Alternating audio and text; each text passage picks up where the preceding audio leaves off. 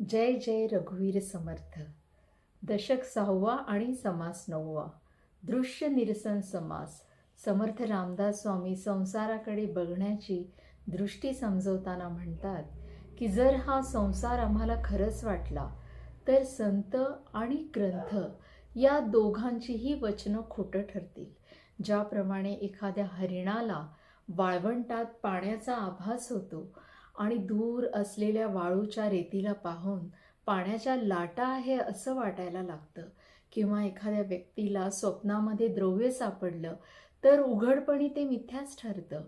ज्याप्रमाणे बहुरूपी स्त्रियांचं सोंग करून ॲक्टिंग करतात तेही मिथ्याच असतं, किंवा आरशांमध्ये आणि पाण्याच्या बुडबुड्यांमध्ये जी प्रतिबिंब दिसतात ती मिथ्या असतात.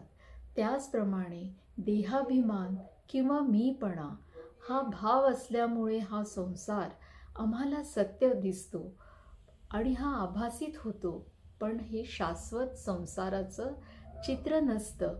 आणि म्हणून समर्थ पुन्हा पुन्हा आम्हाला आठवण करतात ते ओवी नंबर 50 मध्ये की मी कोणे जाणावे आणि मी पण त्यागून अनन्य भावे, मग समाधान ते स्वभावे अंगी बाणावे.